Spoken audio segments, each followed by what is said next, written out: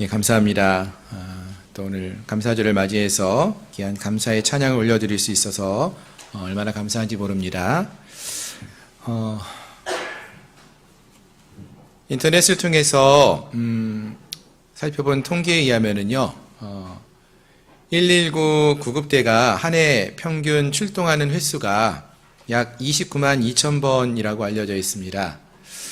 이를 다시 하루 평균으로 계산을 해보니까 2020년도 이제 3분기의 평가였는데요. 통계에 의하면은 119 구급대가 4.1분마다 이제 한 번씩 출동을 하고요.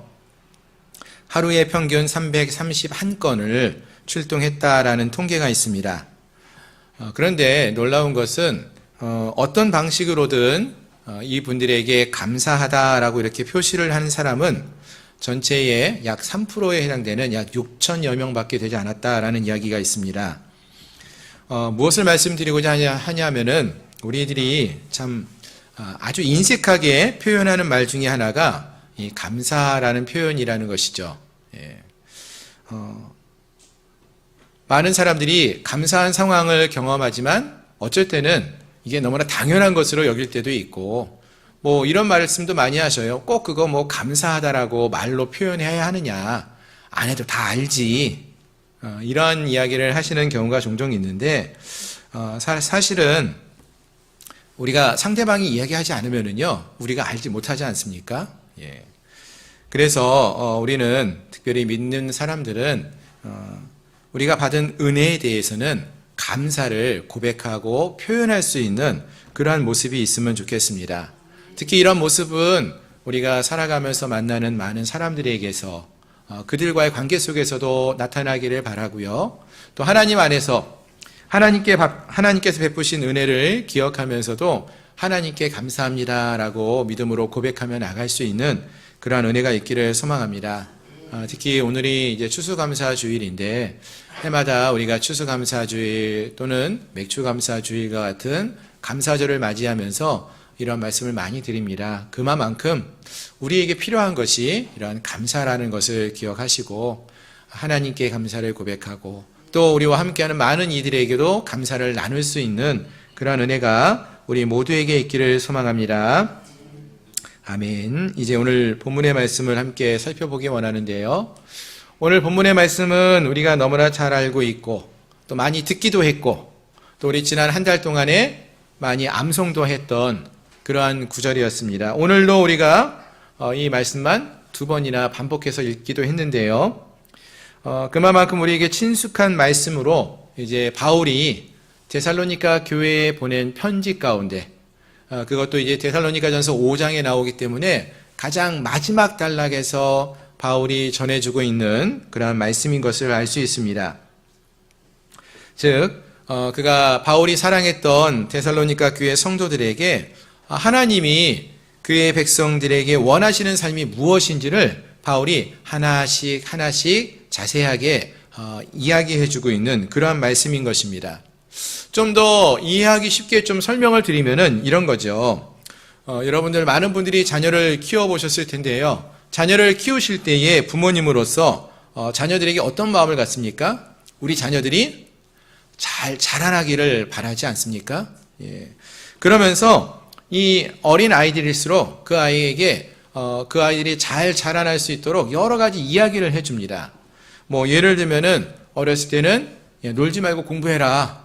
요즘은 핸드폰 말고 공부해야 돼. 이런 얘기도 하고요. 편식하면 안 된다. 뭐 이런 얘기도 하지요. 정직하게 살아야 된다. 이런 얘기도 하고요. 또 형제 자매가 있는 경우는 둘이 많이 싸우잖아요. 그러면은 야, 세상에 너희들밖에 없는데 싸우지 마. 서로 우애 있게 지내야 한다. 뭐 이런 이야기들까지 여러 가지 이야기들을 많이 해줍니다. 왜 그런 이야기를 합니까, 여러분?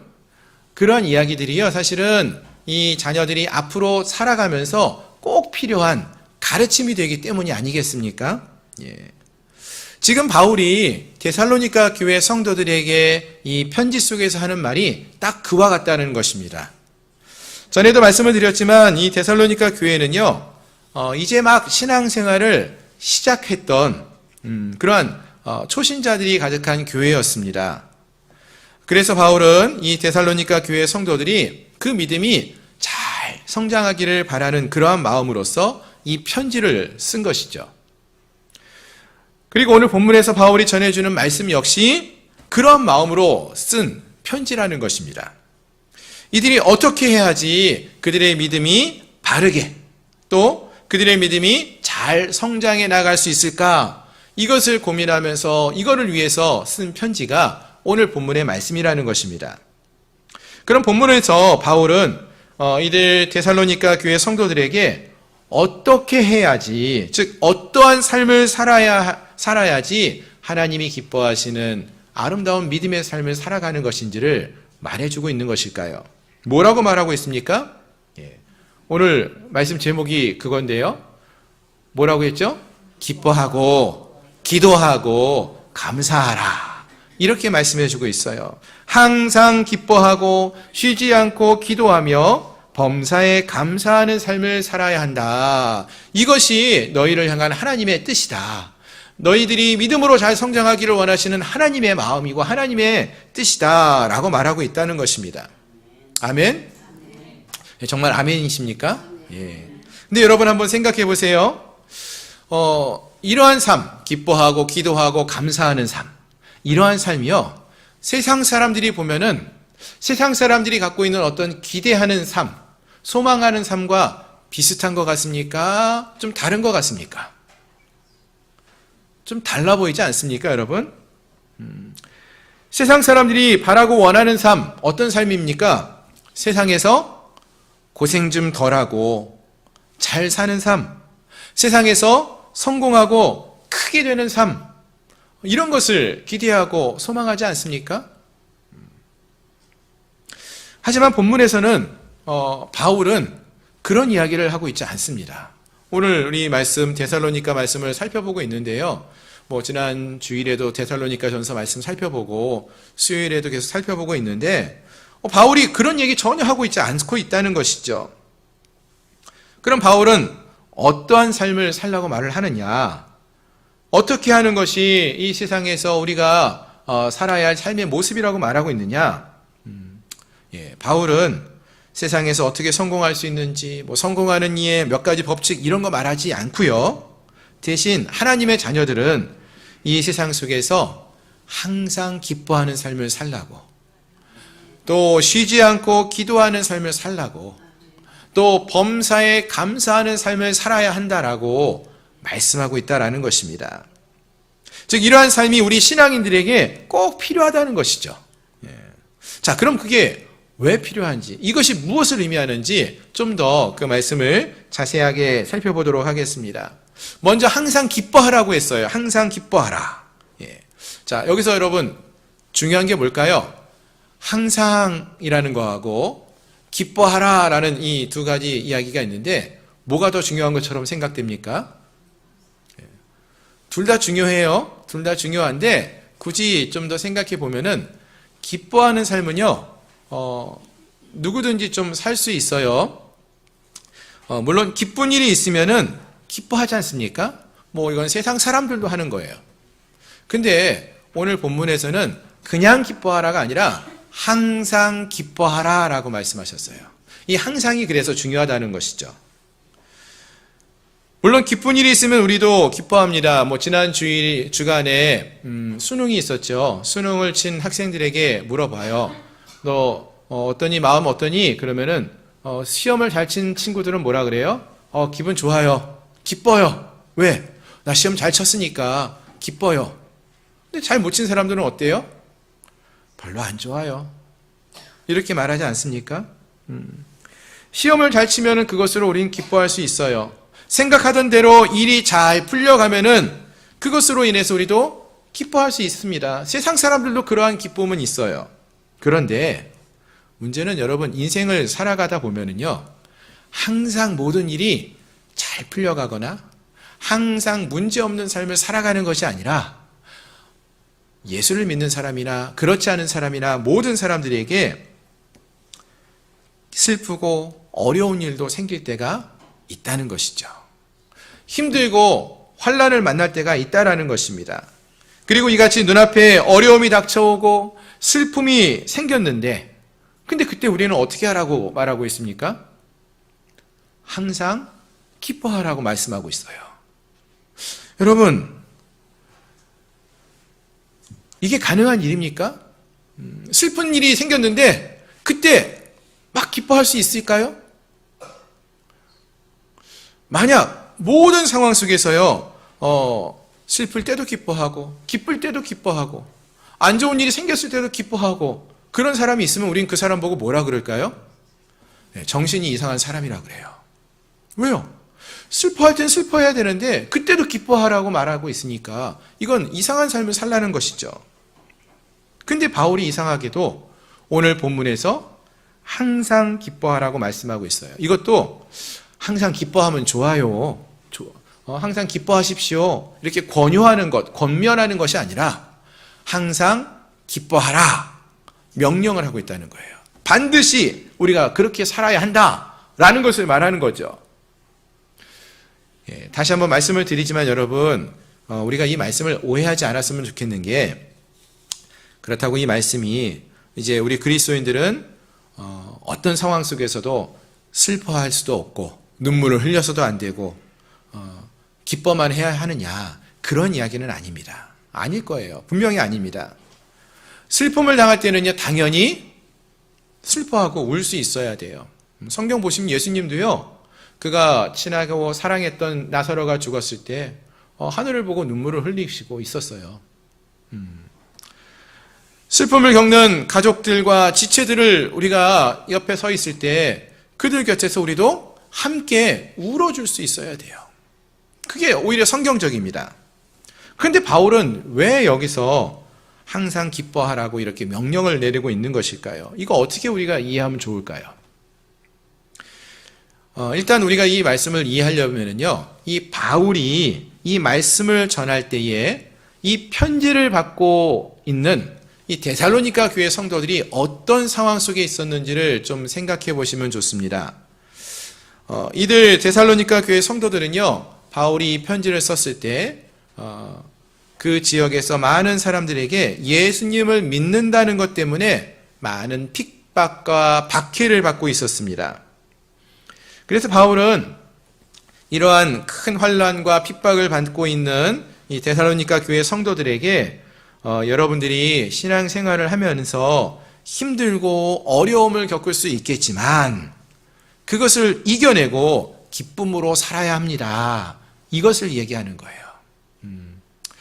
예수를 믿는 것 때문에 힘들고 어려운 일이 있어도 그것을 이겨내고 기쁨으로 사십시오라는 그 이야기입니다.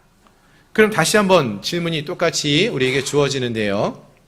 그럼 도대체 어떻게 해야지 우리가 이 큰 환난과 어려움을 이겨내고 예수를 믿는 것 때문에 주어지는 이 환난과 어려움 속에서 기뻐할 수 있는 것일까요? 그것은 주님이 우리와 함께 하심을 우리가 경험할 때인 것이죠. 주님이 함께 하셔야 한다는 것입니다. 우리가 주님 안에 거하면 가능한 것입니다. 우리가 주님과 함께 하면은요, 어떠한 상황 속에서도 기뻐하고 즐거워할 수가 있는 것입니다. 즉, 주님이 우리의 기쁨의 이유가 되어야 한다라는 것입니다. 물론 세상 속에서도요, 세상의 사람들도 기뻐할 수 있어요. 기뻐합니다. 언제 기뻐합니까? 돈이 많이 생기거나, 월급이 오르거나, 또 자녀들이 잘 되거나, 좋은 성적을 받아오거나, 그러면 기뻐합니다. 좋은 학교를 갈 때, 좋은 직장을 구하게 될 때, 또는 결혼을 하게 되었을 때, 이런 모든 상황 속에서 기뻐합니다. 좋은 집을 구하여 살게 되었을 때, 오랜만에 좋은 차를 사가지고 타게 되었을 때 기뻐한다는 것이죠. 하지만 우리가 너무나 잘 아는 것처럼 여러분, 이러한 기쁨은요, 순간적이고 상대적이에요. 내가 오랜만에 차를 새로 뽑아서 타고 다녔는데 너무나 기뻤는데 옆집에 사는 사람이 우리 차보다 더 좋은 차를 뽑아 타고 있어요. 타고 다녀요. 그러면 그 전에 있었던 우리의 기쁨이 사라지지 않습니까? 그런 것이 기쁨이 금방 사라진다는 것입니다. 그런데요, 여러분, 이 모든 순간 속에서도 우리가 기뻐할 수 있을 때는요, 주님이 우리와 함께 하심을 깨닫게 될 때라는 것입니다. 나를 보호하시고 나와 함께 하시며 나를 인도하시는 주님이 계시기에, 또한 그 주님께서 영원한 천국에서 우리가 그 주님과 함께 할 것을 믿기에 기뻐할 수 있다라는 것입니다. 아멘. 그래서 시편을 보시면은요, 시인들은 이러한 고백을 자주 해요. 내 영혼이 여호와를 즐거워하며, 내 영혼이 여호와 하나님을 인하여서 기쁘고 즐겁다라고 고백하는 거예요.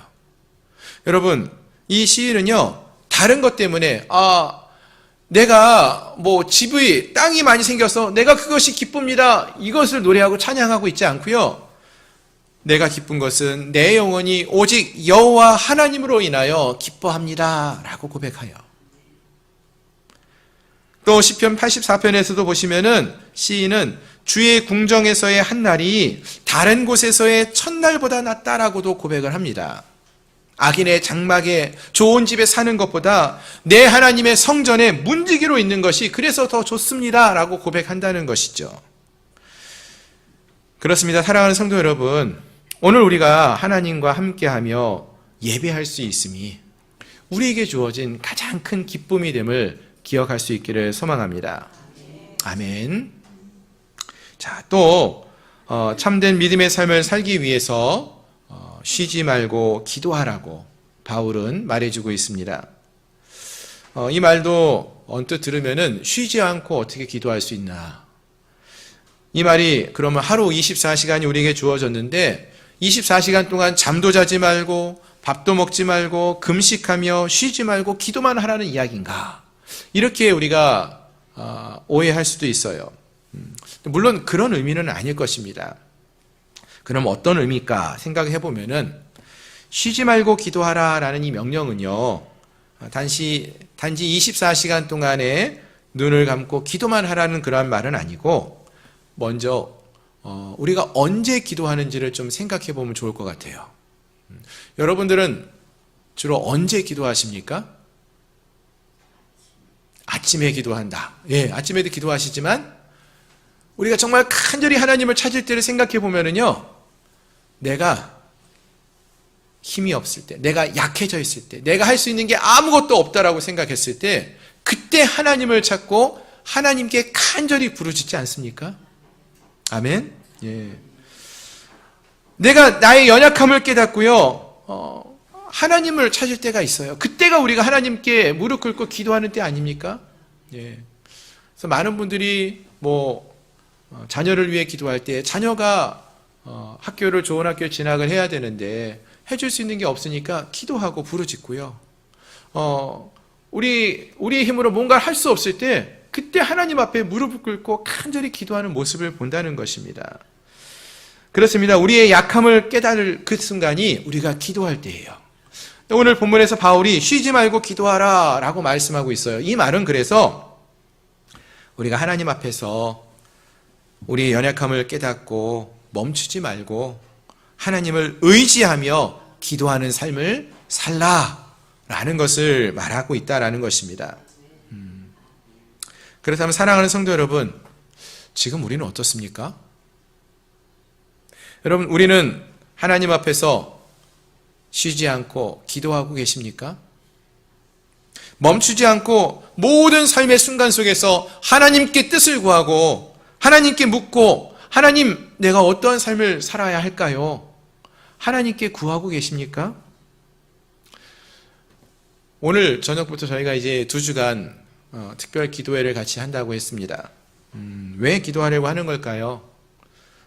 올 한 해를 뒤돌아봐도요, 모든 순간이 하나님의 은혜로 이루어졌음을 우리가 깨닫게 됩니다. 내 힘으로 무엇인가 이룬 줄 알았는데 돌이켜보니까 하나님이 행하신 거예요. 그러니 하나님 앞에 우리가 기도할 수밖에 없죠. 하나님, 하나님이 행하셨네요. 내가 행한 줄 알았는데 나는 아무것도 아니었네요. 그 순간순간마다 하나님이 우리를 돌보아 주셨고 이끌어 주셨고 함께 하셨기에 오늘 우리가 이 자리에 섭니다. 이러한 마음으로 감사하며 기도하기를 원하는 것이고요. 또 같은 마음으로 하나님, 우리가 2025년 새해를 맞이하는데 너무나 많이 걱정이 됩니다. 뭘 어떻게 해야 될지도 모르겠고 어떤 일이 벌어질지도 모르고 그러니 우리가 하나님을 의지할 수밖에 없네요. 하나님이 지금까지와 같이 우리를 돌보아 주시고 이끌어 주십시오 라는 마음으로 하나님께 기도한다라는 것입니다. 그렇습니다, 여러분. 우리가 기도할 수밖에 없는 것은요, 나의 부족함을 깨달을 때예요. 나는 아무것도 할 수 없음을 깨닫게 될 때에 그때 우리가 하나님 앞에 기도하고 무릎을 꿇는다는 것입니다. 기도하지 않는다는 것은 그래서 아직 살만하다는 것이고요. 기도하지 않는 것은 아직 내가 무엇인가 내 힘으로 할 수 있다라고 생각하고 있기 때문에 기도하지 않는 것입니다. 힘이 들지만 내 힘과 내 지혜로만으로도 무엇인가를 행할 수 있다라고 생각하기 때문에 기도하지 않는다는 것이죠. 사랑하는 성도 여러분, 혹시 우리가 직장 생활을 하면서 사회 생활을 하면서 지금 힘에 부쳐서 쓰러질 것 같지는 않습니까? 가정 안에서 여러 가지 문제로 또는 가까운 친지들과 동료들 때문에 관계 속에서 어려움을 겪고 있지는 않습니까? 또는 육신의 연약함 때문에 힘에 겨워하고 있지는 않습니까? 그때 우리가 할 수 있는 것은 하나님 앞에 무릎을 꿇고 쉬지 않고 기도하는 것입니다. 아멘. 기도하는 거예요. 시편 139편에 보시면은요, 우리 하나님은 우리의 혀의 말을 알지 못하는 것이 없다라고 말씀하셔요. 무슨 말입니까? 우리가 이렇게 하나님 앞에 우리의 마음을 쏟아내며 기도하면은 하나님께서 그 모든 기도를 다 들어주신다라는 거예요. 들으신다는 거예요. 우리의 혀의 말을 알지 못하는 것이 없다라고 하셨어요. 이 말씀을 믿으십니까? 그럼 우리가 하나님 앞에 부르짖고 기도하며 나갈 수 있기를 바랍니다. 우리의 간구를 들으시는 그 주님 앞에 우리의 연약함을 고백하면서 하나님의 도움을 구하면서 간절히 기도할 수 있는 저희 모두가 될 수 있기를 소망합니다. 마지막으로 바울은 또 데살로니가 교회 성도들에게 범사에 감사하라라고도 말씀하였습니다. 여기서도 범사라고 했지요. 범사라는 것은 모든 때를 말합니다. 즉 기쁠 때도 감사하지만 힘들고 어려울 때에도 감사하라라는 것입니다. 근데 여러분, 이것도 똑같은 질문인 것 같아요. 기쁜 일이 있을 때 우리가 함께 기뻐하는 것, 그것은 그래도 어느 정도 가능한데 어떻게 슬퍼할 때도 감사할 수 있을까요? 안 좋은 일이 생겼는데 이 도대체 어떻게 감사할 수 있습니까? 억지로 그냥 감사해요 라고 이렇게 말만 하라는 것입니까? 여러분, 이 말씀은요, 억지로 감사를 고백하라는 것이 아니라 환난을 만나고 그 환난을 경험하지만 그 환난을 이겨내고 믿음의 삶을 살아가도록 이끄시는 주님으로 인하여서 그 주님께 감사할 수 있어야 함을 말하고 있는 것입니다. 아멘. 오늘 설교를 시작하면서도 말씀을 드렸었는데요. 많은 사람들이 감사를 표현하는 일에는 매우 인색하다라고 했어요. 여러분, 우리가 얼마나 많이 감사하다는 고백을 하고 사십니까? 그 영어를 쓰는 많은 분들은 땡큐라는 말을 엄청 많이 써요.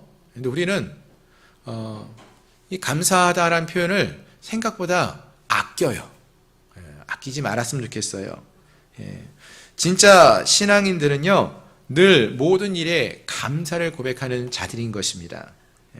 그리고 그 모습은 우리의 인생 속에서 우리의 생각했던 대로 일이 잘 풀려나갔을 때에만 감사하는 것이 아니라 우리의 인생 속에서 매 순간마다 우리가 하나님을 만났기 때문에, 하나님을 만나는다는 그 사실 때문에 감사를 고백할 수 있어야 하는 것입니다. 아멘. 무슨 말인가 하면은요, 여러분, 우리에게 어떤 일이, 좋은 일이 벌어졌다고 그때만 감사하는 것이 아니라 어떠한 상황 속에서라도 하나님을 내가 만났으면은, 만날 수 있다면은 그것이 감사의 고백이 될 수 있어야 한다는 거예요. 지난 수요일에 우리가 야곱에 관한 말씀을, 설교 말씀을 들었어요. 여러분, 이 야곱을 다시 한번 생각해 보면 좋겠는데요. 야곱이 언제 하나님을 만났다고 했는지 혹시 기억나시나요? 창세기에 나오는 이 야곱의 인생을 보면은요, 야곱의 인생 속에서요, 야곱이 직접 하나님을 만나는 경험들이 몇 번 나오는데요. 그 순간순간들이 언젠가 보면은 야곱의 인생에서 가장 힘들고 가장 외롭고 어려울 때예요. 야곱이요, 형 에서가 칼을 들고 자기를 죽이려고 쫓아오고 있어요. 그때에 밧담 아람으로 혼자 도망을 갑니다. 그러다가 베델이라는 곳에서 잠을 자죠. 갖고 다니는 게 없으니까 길가에서 돌을 베개 담아가지고 잠을 자요. 그러다가 거기에서 하나님을 야곱이 만납니다.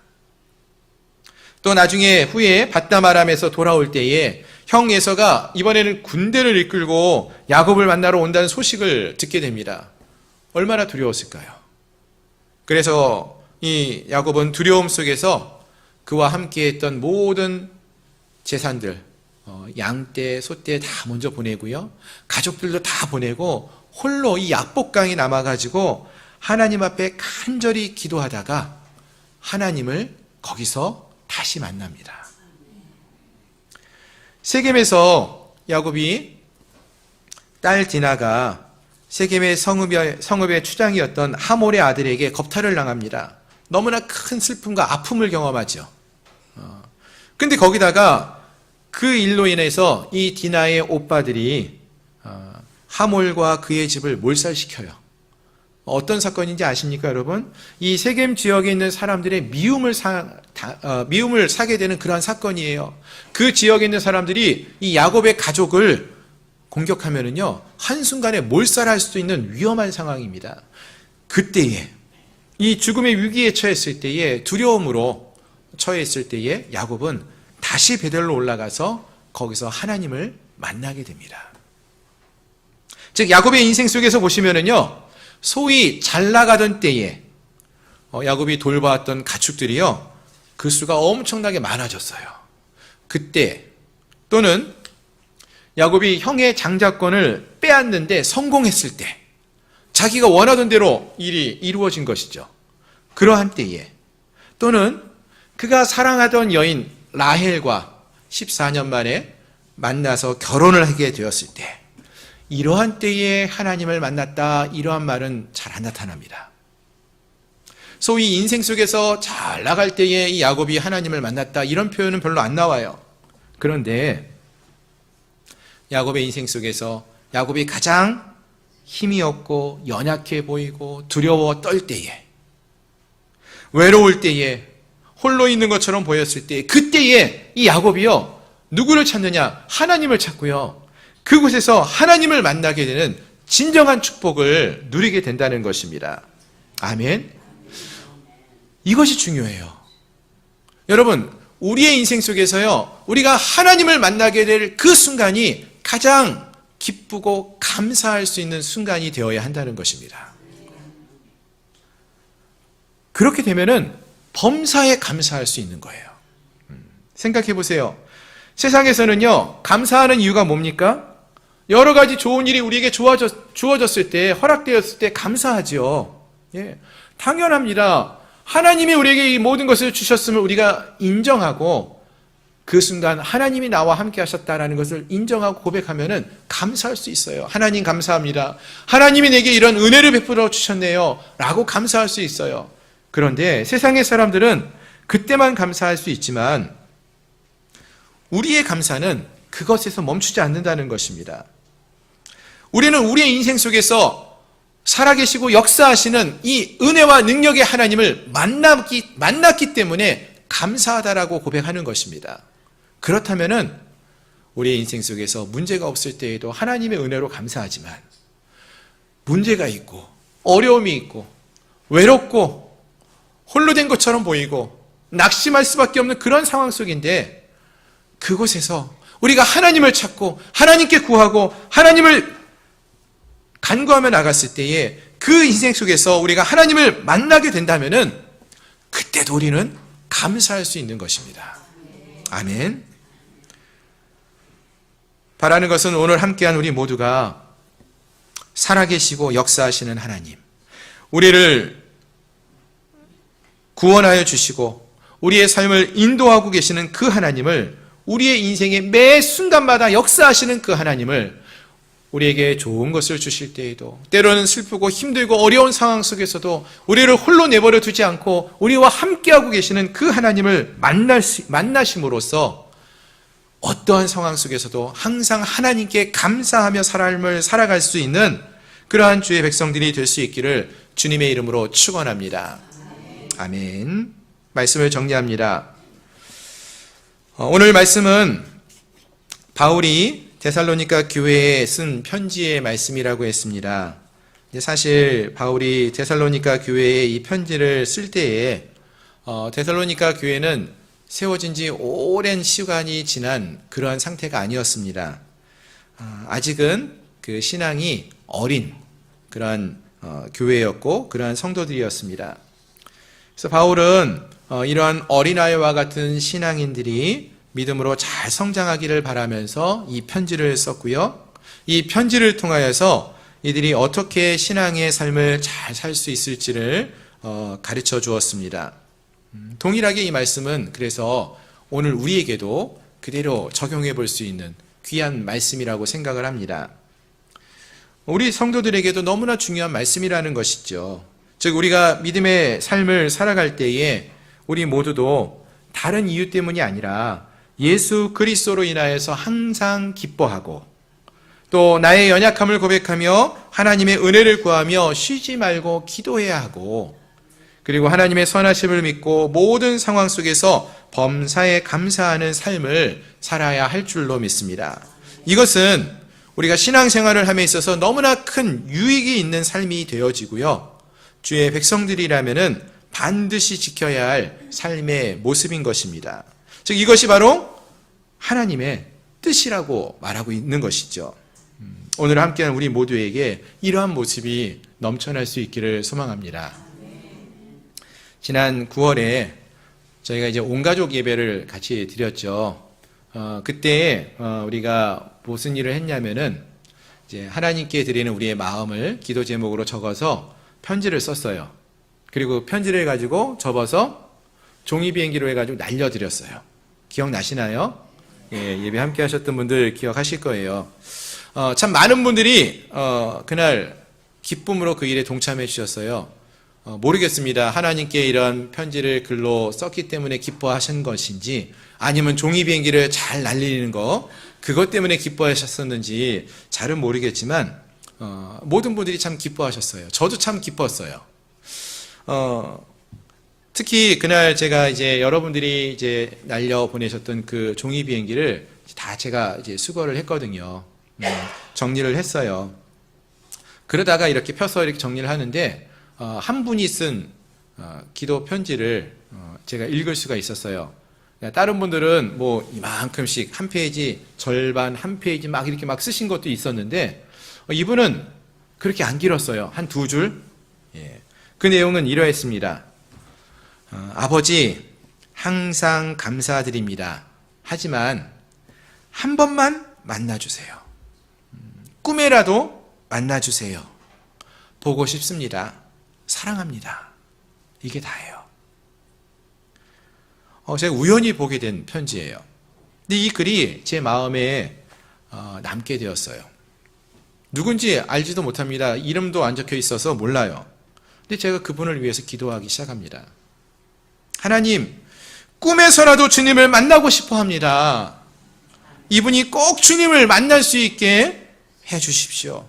이분의 눈을 열어서 하나님이 그와 늘 함께하고 계심을 보게 해 주십시오. 이 편지에 이름이 없어요. 누구 편지인지도 모릅니다. 하지만 이 편지의 내용이 저는 너무나 기쁘고 감사했어요. 왜요? 이분의 이 기도 제목이 너무나 소중했기 때문에 그렇습니다. 여러분, 하나님을 만나는 것보다 더 큰 축복은 없습니다. 하나님을 만나는 것이 가장 복된 일이에요. 우리 신앙인들에게 있어서 꼭 필요한 것은 바로 주님을 만나고 주님과 함께하는 삶을 사는 것입니다. 세상에서 성공하는 삶 사는 것도 좋지요. 하지만 하나님이 없는 그 인생은 헛된 것이라고 말하는 것입니다. 우리에게 꼭 필요한 것이 있다면 그것은 바로 주님을 만나는 것이고요. 그 주님과 함께하는 삶을 살아가는 것입니다. 바라는 것은 오늘 함께한 우리 모두가 이 주님을 만나는 은혜를 경험할 수 있기를 소망합니다. 그래서 우리 주님을 만나서 환난 속에서도 다른 어떠한 상황 속에서도 우리와 함께 하시는 그 주님 앞에 쉬지 않고 간절히 기도할 수 있기를 바라고요. 또 우리를 구원하시는 하나님으로 인하여 범사에 감사할 수 있기를 소망합니다. 항상 기쁨으로 삶을 살아갈 수 있는 그러한 주의 백성들이 되시기를 주님의 이름으로 축원합니다. 기도하겠습니다.